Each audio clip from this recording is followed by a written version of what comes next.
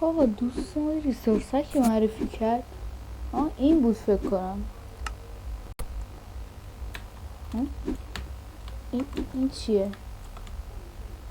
خب بریم سراغش. خب بچه میریم سراغ بچه اول با ریسورس هایی که با پین نقاشی شده عالیه. هیچ ایده به ذهنم نمیرسید. هی چرا اینجوری بود؟ سردش تو حلقم اومد. من باید زود باشم که تا قبل که دفنده بدشو بزنم.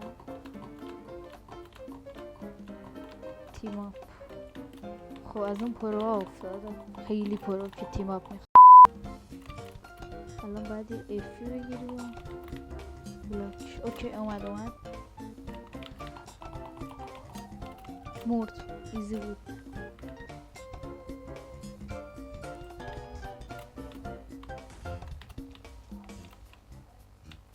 چرا داشتم این کار میکردم؟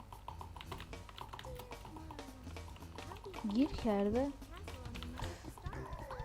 هی چرا اینجوری داره دمیج میده؟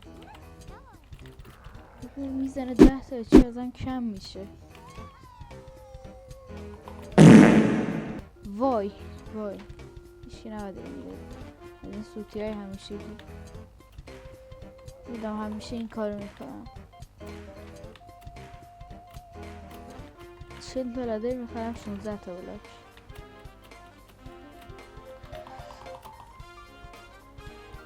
اینم فاینال شده.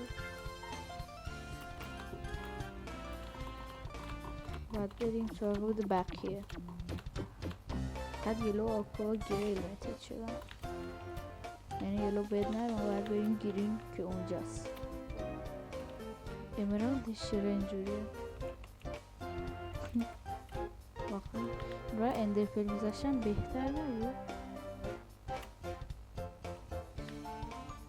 که من برمیگردم. چرا لدر میذارم؟ خب کندمش به دردم میخواد. نمیدونم این چی واقعا. الان برم بدش یا چیزی مثل اندستان باید استکه. اما خدا نیستم با یه سرد استونی دارم فقط.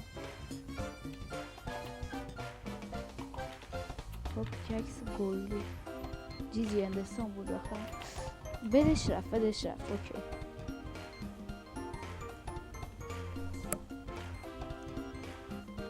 خب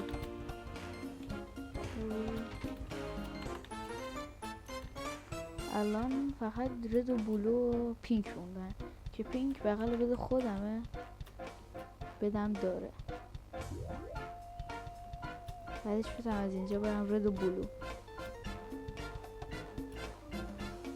پینک من برم شارپو بخرم. الان رو بیس خودم یه بریج میدل دارم. این کار کردم.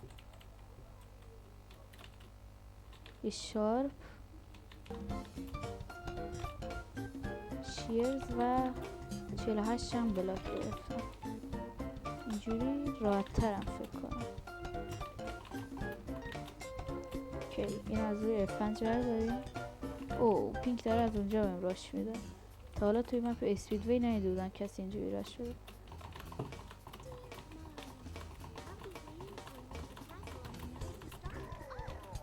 خب مثل این که قبل از این مچ داشته فورتنایت پلی میداده.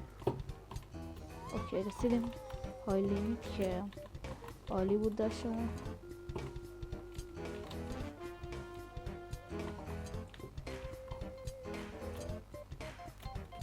اوکی هشتم ریس میکردم و بایی بلاک میرسم.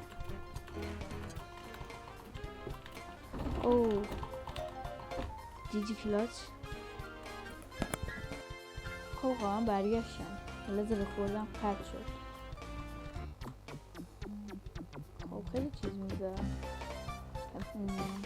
لیمیتدش کردم پینکو. 5 فارو 37 تا گل. چه کار میشه کرد با 37 تا گل؟ این آخر یه نوکرک استیک عالی بود. نوکرک استیکش و 10 تا گپل. نمیدونم واقعا چرا، چون چیزی دیگه ای نبود بگیرم. ککست میذاریم اینجا. من یه جوری هم باید اینجوری انتخاب کنم، نمیتونم.